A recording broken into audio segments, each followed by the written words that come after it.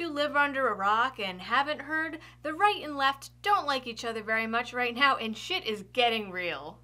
This week, San Antonio police arrested a man after he attacked a teenager in a Texas Whataburger for wearing a MAGA hat.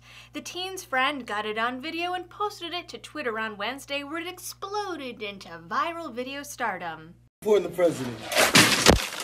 You ain't supporting shit, nigga. Bitch ass motherfucker. Okay. It's gonna go great in my fucking fireplace, bitch. Alright, have fun with it. The internet did what the internet does and somehow figured out the guy was Kino Jimenez and is, ironically, part of the Green Party of Texas, which promotes the values of nonviolence, respect for diversity, and social justice. Well, rather, he was part of the Green Party. They just sort of kicked him out. San Antonio police didn't have much trouble identifying him either and arrested him only 24 hours after the incident. He's been charged with theft of person, which is a felony and carries a sentence of 180 days to 2 years in prison. A local bar also identified Jimenez as an employee and promptly fired him. The bar made sure to say that their establishment is a safe space for all political views, and then deleted their Facebook page because of all of the hate mail. In response, a GoFundMe for Jimenez and his mom briefly appeared with an $85,000 goal and then mysteriously vanished. Probably a good plan. Whataburger says that no employees saw the incident, which is why no one stepped in. They gave the usual, "we don't condone this as a business, blah blah blah" statement, which is good, because having a policy condoning that behavior would be terrible business. It also turns out that Jimenez is no stranger to the police. According to Heavy.com, the main photo that I've seen of him floating around is actually a 2017 mugshot. Wait, no, not that one. That's the 2016 mugshot. That's it. That's the one. A search of the county's records show that good old Kino has a history of DWI, a pot charge, and a vehicle burglary. Woohoo! But it gets a little more interesting. According to a news story by local outlet KENS5, buried under piles of other Google results, an anonymous witness says that he and his family saw the 3 teenagers making racist jokes and talking about deporting black people to Africa. According to the original article, quote, they were talking about for the 4th of July hanging black people from trees, that would be the perfect party. They wished that the movie The Purge was real, but only against African Americans and Latinos. They said they wanted it to be legal for white people to kill any other race for the 4th of July.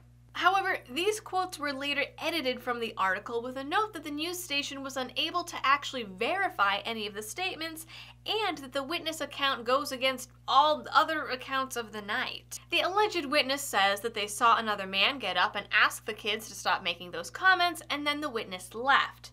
That part was also taken out of the original article and then later put back in, which is kind of weird. Neither the old or updated versions say whether or not the person the witness saw was actually Jimenez.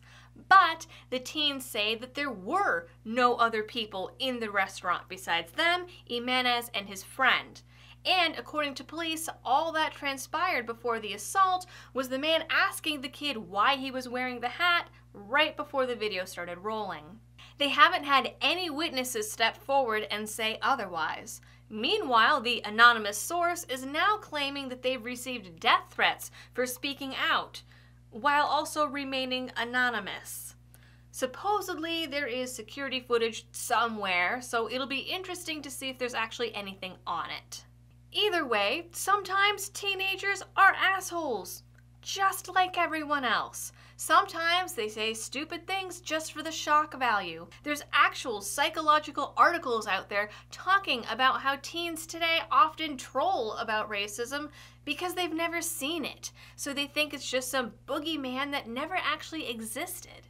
And if they are genuinely racist, we're still talking about a 30-year-old man assaulting a 16-year-old. If push came to shove, the altercation would probably be a little one-sided.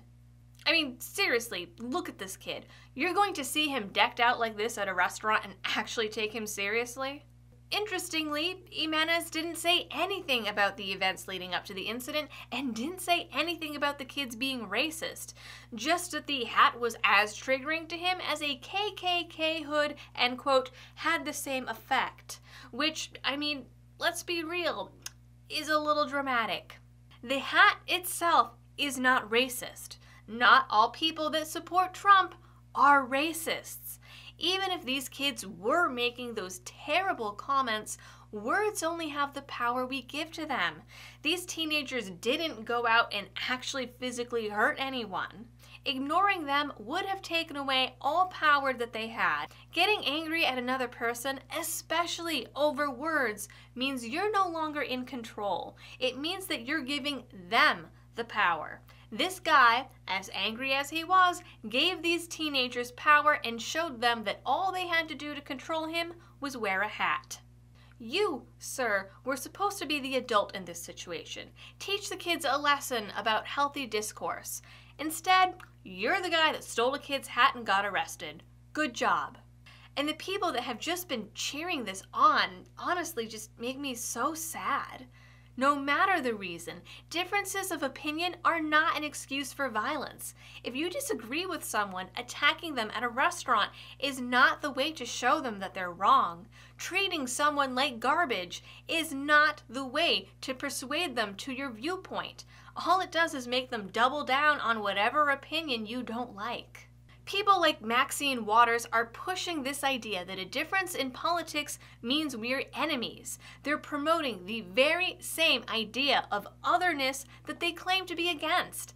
And this incident isn't the first time that people have been attacked or stolen from just because of a hat. Last August, Black Trump supporters were spit at and assaulted on 3 separate occasions.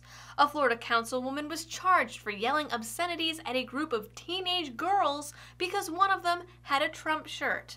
A DC woman was attacked by 2 other women on the street after saying that she supported Trump.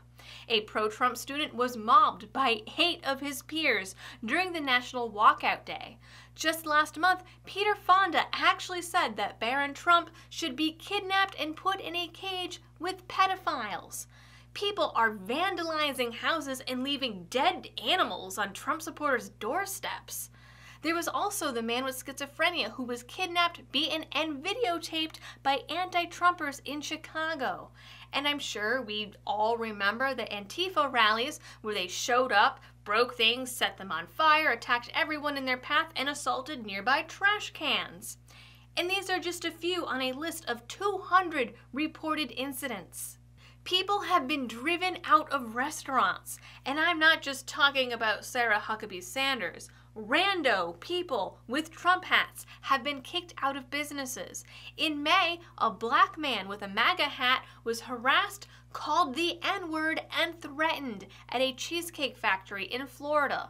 Local businesses here in Massachusetts have made policies about kicking out Trump supporters. Do the businesses have the right to do this? Sure, but this goes back to my points about 1, bad business, and 2, treating people like garbage. It's petty and stupid.